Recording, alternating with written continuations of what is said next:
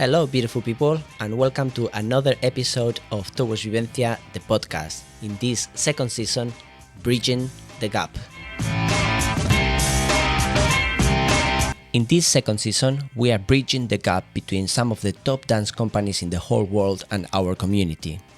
TWV Vivencia will be collaborating with dancers who are or have been working with the greatest choreographers and companies of the 20th and 21st century. These incredible artists bring these incredible works and performances to life, and they have generously offered to share how they train in order to do so, their personal approaches to the company's technical style, cross-training for both body and mind, and staying creatively inspired. All this and more will provide a unique insight into how these dancers work, how they work within these companies, and how they bridge the gap between their previous training and what is required to work with those companies. Well, I'm really happy to introduce you, Lucy. I met her for a few years ago at Rambert Dance Company when I was teaching company class, and it was one of those people who is shining and really bright in the room, and your attention, it is impossible not to look at her. It's one of those gorgeous human beings that is shining by herself. So I'm really happy to have her with us. And before starting this podcast, I was wondering, so Lucy, how shall I call you, Balfour or Radovic, as I can see now in Zoom? So first of all, Lucy, thank you so much for being with us. Really looking forward to your classes next week. And tell us, how do we refer to you? Lucy Balfour, Lucy Radovic? Hi, Jorge. It's so fantastic to be here. I'm just absolutely thrilled and excited to be on this podcast with you today and for my classes starting next week. Yeah, it's a funny one. I sort of feel like I have two hats. I have the Lucy Balfour, which I've had throughout my career, and if people were to look out for my name, they would look out for Balfour. But I got married 3 years ago, and my last name is now Radovic. So I feel like I'm sort of. It's really weird. It's like trying on a new hat, or a costume or something, and seeing how it fits and seeing how you mold into it. And recently, actually, I was doing. I meditate every day, actually, twice a day, when all is well. And I love Deepak Chopra, and he was talking about something rather about saying your name, and I said, I went to sort of say my name in my head, and I thought, and I thought, who am I? I just had this little moment where I kind of thought, okay, so what's wrapped up in a name? What's wrapped up in an identity? And then I sort of let that sit and kind of unpeeled those, those onion layers, and to get to the core of it. And I realized that I am me. Like the name is these different, what people might sort of associate you with and stuff. And so it's really, I guess my ego kind of came into it and thought, if I suddenly say I'm Lucy Radovic, maybe people might not know who I am. I'm going to have to prove myself again. And then I thought, actually, I don't really have to prove myself. If I just show up and I just show up with my goods, then, people will be drawn to that light. And it was a really interesting sort of epiphany or moment for me. So you can say either, actually. It could be either Balfour or Radovic. So. Or have you thought about creating like a stage name like Diamond or I don't know? I like that. I'm going to have to ponder on that one, Jorge. But looking forward to hear what is the final decision on that. So talking about that, that's very interesting about the identity and in-betweens, right? Because this edition, this winter, we are trying to bridge the gap between being a freelance dancer and being a company dancer, this gap in between being a student and being in the company. And we will talk later on in the podcast about that skills that you wish you would have before working in Rambert that you developed on the job. But before we go into that, there is another gap about dancers and identity. You're a student, and then you're a freelancer, and then you're a professional dancer, and then suddenly maybe you're a mom or a married woman or man, and then suddenly you're a rehearsal director. And we always go from A to B, but can you tell us, in your experience, how was the process actually between student to professional into a mom or rehearsal director? This is quite a big topic, actually. And when you were saying all these things, I realized in the last couple of decades how many different transitions I've made. Um, and even just had a little moment of feeling quite proud of those transitions that I've made. They weren't easy at the time, and you sort of go into something not knowing what to expect, or having maybe like an idea of what it could be, but then you get into the reality of it and it's completely different. So if I was to give my younger self some advice, it would be to come in with like a really, like a learner's mindset, an open mind, an open heart, and to just, I think in a way it's, being really focused on a goal of, wanting to get into a company or wanting to transition to rehearsal director, but knowing that the opportunities and the pathways towards that will be anything but linear, and being okay with that, because in saying yes to something, it's saying no to something else, but then it opens up another opportunity. So that's one thing that I've learned is that it's not going to come in a neat little package of what you think this is, because I think if you have those blinkers on, you're going to miss a lot of opportunities that will be present right in front of you, but you just maybe not, your eyes are not open to see. Can you tell us a little bit more about how you got into the company? Was it an Yeah, audition? sure. You were picked? Those No. transitions. I feel like I've had throughout my career, I've definitely had to push for my place, I guess you could say, or my position in the dance world. And I feel like maybe if someone was to look from the outside, look at my career, they might think, oh wow, that looks fantastic. But it's sort of not knowing those personal struggles, or those like right from the start, being told you have a very athletic body, you probably won't make it as a ballet dancer. Me being so passionate about ballet, thinking, no, this, I understand, I don't see too many models of my body out there, but I am so passionate, and I have to share it, what I have. And that was so strong. And I think that gave me the grunt, um, and that sort of power to almost challenge it, and almost sort of think, well, yeah, you might think that, but no, I know my story has to be shared. Anyway, I got a great opportunity to do a season with the Royal New Zealand Ballet. And when I was there and I joined the company for 3 months and touring the country, I felt so at home. I felt like this was my community. These were my people. And I thought, this is where I belong. Like, I just feel like I can really like relax and express myself in a way which feels so true to my soul and my core. And that was through an audition? It was actually a very fantastic, again, an opportunity where one of my mentors at my dance school, he was an ex-director of Royal New Zealand Ballet, but he was going to stage Peter Pan on the company, and they needed extra people. So he suggested, I think, to the rehearsal staff, there's this young woman in Christchurch, and she would be fantastic. So they took, through him recommending, I got the opportunity. So that was a foot in the door, and had a fantastic season. I felt like from the dancers, I got amazing feedback. And then they had an audition there. So I did the formal audition, but actually didn't get picked. And I thought, oh, this is really confusing. How is it that I feel so right here? You don't really know what is going on in a director's mind, but I I kind of wanted to know. So in one of the last night functions of the tour, I at the after show function, I went up to the director and said, right, I think I can't believe this. I think you've made the wrong decision. I think you need me in your company. I mean, I look now and I think, oh my goodness, what bravado. But I believed it so much. And I said, I think you've made, I'd really like you to reconsider. And he kind of laughed, because he probably thought, oh my gosh, this girl's got guts. But anyway, he thought about it. And in a period of a week or so, he sort of, he didn't go back on his decision of not hiring me again. So I went back home. I continued at my dance school, kept training there. And then, lo and behold, I got a call about a month later saying, actually, are you free in a few months? We need another dancer for 6 months work. And I was like, yes, thinking in my head, I don't know what's happened in between then and now, but I want to be there. I'm going to take it. A week later, I got another call saying, how quickly can you get a flight up to Wellington?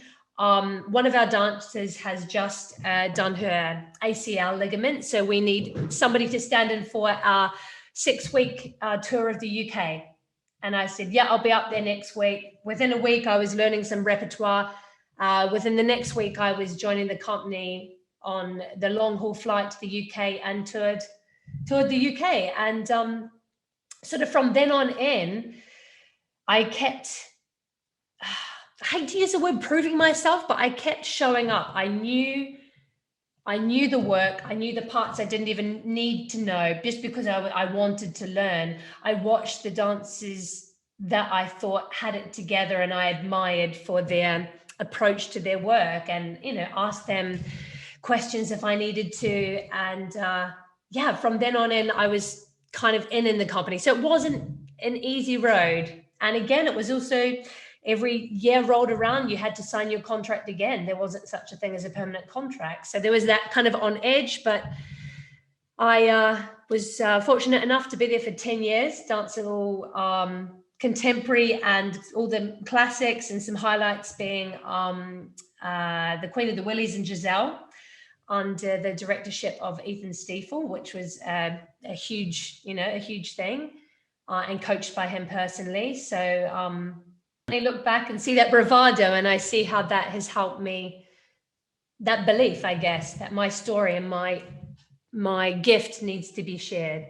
It's like, is that hunger, is that enthusiasm, is that clarity of that is what I want, and that it's so. I can relate to that because this is the thing that has taken me to the place that has taken me. Yeah. And I wanted to ask, so what happened? What happened to arrive to the UK? In one of those tours, you decided not to get the flight back, and then you stay in London. Yes, the next chapter. So in my career, I auditioned for Rambert 3 times. Once when I had first graduated from my school, before I even got the job with the New Zealand Ballet. And I was it was when the company was kind of looking for it as almost like your second job. And I was so fresh out of school that I wasn't quite, ready for it yet. Second time, the director liked me, but he said there were no jobs. Third time round, I'd heard wind of people moving, and I applied, and I got the audition and went to the audition. And at this stage, we were touring China with the New Zealand Ballet. And so I said to Mark Baldwin, who is the director, that I was interested, I would love to come and take class and audition. He said, oh, yes, it'd be great. And I said, I'm going to be in London. I hadn't planned to go to London, just between you and me. I was in China. I had 3 weeks off after that. The flight went via London home. I decided to stay in London, finished my last performance in China, flew the next day on my 30th birthday, arrived in London, and then auditioned for the company the next day. And Mark offered me the job and said, when can you start? And I said, I'm already in my contract still, so I'm going to have a chat to my boss. And anyway, it was a bit of negotiating, and I went home and finished on one last tour, which was the epitome of classical dance, Swan Lake. And I was so pleased I was, because I felt like I got to work through then that transition of moving to the next stage, rather than everything sometimes happening so quickly. I kind of got to say goodbye to the different cities I performed in. And I was so present with my work and so grateful. And I used that next 3 months to reflect on everything that I'd done, and left in such an awesome place to start the next part of my journey. Amazing. And that's probably a few years in where I met you. So this is what I would like to ask you about it, because you had lots of identities from what I know. You were in that ballet dance company, then you were in Rambert, which is a mixed mode, very versatile. Then I know that you were pushed for something else that you wanted to be, which is a rehearsal director. So can you tell me a little bit more about if we took those three chapters as the main ones, and there was many others before that or in between that. But can you tell me a little bit where the skills that when you arrive to those places, like, what the hell, I never thought I was going to need this, and it's really far from me, but I'm gonna be working to get it. And finally you did. It's been really good, actually. I've just been thinking back, when I'm creating my classes for next week, I've been thinking about the kind of skills and also creating my classes, choosing not to limit myself to just, the technique of where I started, which was classical ballet. I know that inside out, but thinking, okay, no, I have done quite a fair bit of contemporary now, and I've done improvisation, and I've done floor work, and I've done like lots of different styles. And it was just, coming to terms with kind of being like, actually, your body does know a lot. You have learned a lot, try and share that. So I guess when I turned up at Rambert, the biggest challenge for me was learning a brand new technique, the Cunningham technique. I had never seen this before. And you know how it works, and everything is quite precise. It's very, I guess, academic in a way, like it's very mathematical. So I for the first 6 months, I could not stand up in the center to do a tendu, to do anything, to stand in parallel. My muscles had been so used to working, turned out. I had to develop new muscles. I didn't even know what a lower back curve was. I was sort of copying and trying to understand and mimic. And those first 6 months were really, really challenging, swapping one day classical, one day contemporary, working on 3 or 4 different creations and existing works and learning. I was so, I was quite overwhelmed, I could say, to say the least. But one great practice which really helped me has been meditation and your breath, and knowing that that's the one thing that you can control. And if you ever feel out of control or whatever, it's just centering back. It's centering back to that, that inhale and exhale, and the fact that you can really bring yourself back to an equilibrium through that, just even to catch a moment. So the skills of having the breath, having the meditation, having that, again, that open mindset, that learner's mindset of thinking, it's not that I'm rubbish at this, it's just that I don't know it yet. And about 6 months into it, everything gelled together with the contemporary and the classical. And I flew, things kind of went to a new place, and one thing informed the other. So I guess it's inviting people, if they find themselves in this position, to keep an open heart, an open mind, and kind of take the pressure off that, which we all have, that voice of that judging of like, am I performing? Am I up to standard? And just, it's hard. A lot is expected of you when you're in a rep company, and it's expected to get stuff out, to keep giving and giving and giving. There is a lot with that. So it's taking some time to just kind of check in with yourself. Journaling, another fantastic practice I love as well. Reflections on the journaling, or even just getting down those steps, writing it somewhere else, so you can put it to the side and then show up for the next rehearsal. But not being afraid to also ask others for help. Again, I remember a really good friend of mine, Miguel, and the fact that he could tumble and roll and stuff. And I thought, I look like I'm gonna hurt myself if I do that. I talked to him. I said, hey, Miguel, can you help me out with this? The dancers were so incredibly open and friendly and wanted to help. And I also think, because I opened myself, I got met with that as well, that openness. So I think, those are, I guess, just a little handful of a few things. And it's also knowing that you will go through those ups and downs on this journey, but that's kind of what gets you ready. All those challenges get you ready to take on the steps that we don't see that are coming yet. Now that we're talking about that, can you tell us a little bit more about what has been the hardest, the most difficult challenge that you had to face as a dancer? Sure.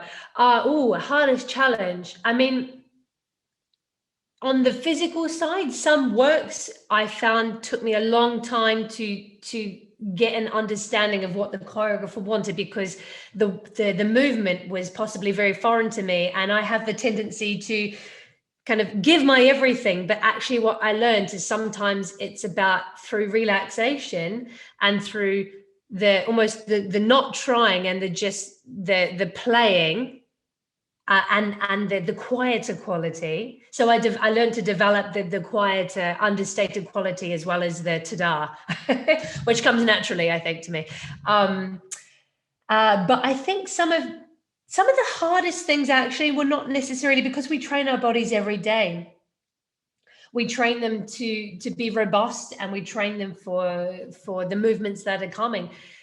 Some of the challenges were the one moment you are Sadler's Wells performing Christopher Bruce's work, opening night for the week, you're out there, you're doing that. Next week, you're back in the studio, you're back to creation. You're not even first or second cast on the board for the next work. You're up the back. And the mental challenge of that, I think, was the most challenging thing for me. That journey. But it's saying that, and that's a period for 6 weeks, the next 6 weeks, and suddenly it's the calm down, and it's the reality of like, oh, okay, I'm sort of up the back and having to learn. And that feeling of, what it's like if you're up the back sometimes with the other people, and we want to feel that sense of community, but unfortunately sometimes we feel that sense of community through complaining or through ways which not really taking us forward. So I'd come out the end of the day if I felt like I'd just been feeling a bit like low, and think, and then I feel like I take that home, and that's not good for my relationship and all of that. So I thought, okay, so what are some ways that I can feel like I can challenge myself within, these 6 hours that I'm at work. So therefore I'm not feeling rubbish or feeling bored or whatever. So I would take ownership of my journey and not put into anyone else, like my happiness. I'm actually, what people probably don't realize is that you are in control of your happiness by the choices that you make. So I would do things that, all right, if it's a bit of a quiet time, I would do my sit-ups, or I would do my press-ups, or hold a plank, and just create little challenges. Or a challenge for that rehearsal would be to see, okay, let's pick a certain thing, like, okay, let's see how much I can relax my body into the movement. So I'm learning what the choreographer is saying, but I'm also setting myself daily tasks, I guess you could say, to keep myself interested as well. And in a few cases, one in particular, I remember it worked very well. I knew the work. I didn't have the best rehearsal time. Someone got injured on the road. I got one rehearsal. I got a huge round of applause from the rehearsal director and the company, and said, that is what it's about. Lucy stepped in and she showed us that she was listening the whole time. And not only was she listening, but she brought in her energy to it. Rather than me trying to be Jorge doing something, I'm Lucy bringing my energy to do something. And that uniqueness is what we all have in common. So I guess I'm wondering now, hearing that all those human aspects, not putting yourself out there, letting it go, relaxing into it, finding. I really loved. I'm not gonna dare to quote you exactly because I haven't written it down, but taking control of your happiness through the actions that you do. I guess that everything is gonna be kind of like permeating. It's gonna be visible in your class next week. So can you tell us a little bit more about the details of how this is gonna be manifesting in those classes? Yeah, sure.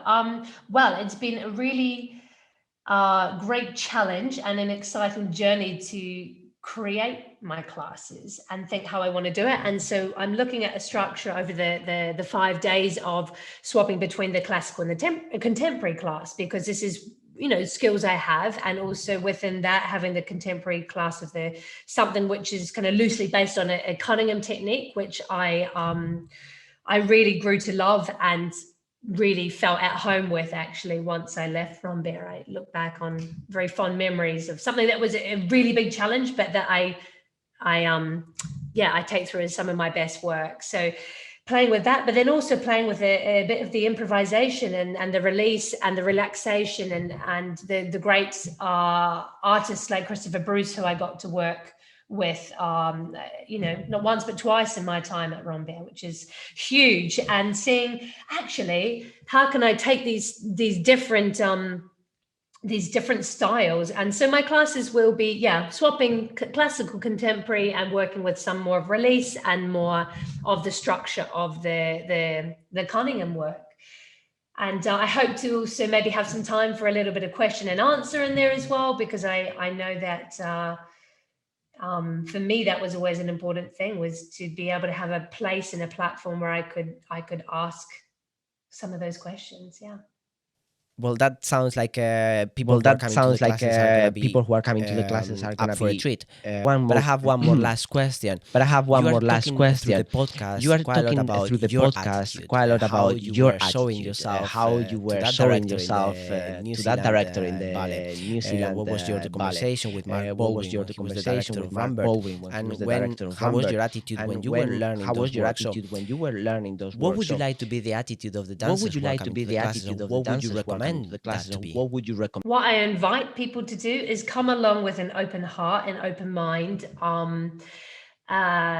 Some, we sometimes come with preconceived ideas or what it is we think it might be, but I think it's just kind of be prepared to enjoy yourself. I've got some good music. I've chosen music which makes me happy, because for movement is joy in life, isn't it? So I just like to for people to show up with an open heart. If they also want to, I'm going to suggest to have a journal as well, and for them to tune into themselves, and we can set some sort of tasks and some ideas and see how we can keep tapping into those things, and knowing that our movement will keep informing us. So I have to say I love the journaling practice. I feel like it has helped me throughout my life and in the dancing career, but also just in being a human. So Definitely. I'm really looking forward to your classes next week, and I know this time has been full of challenges for all of us in different directions,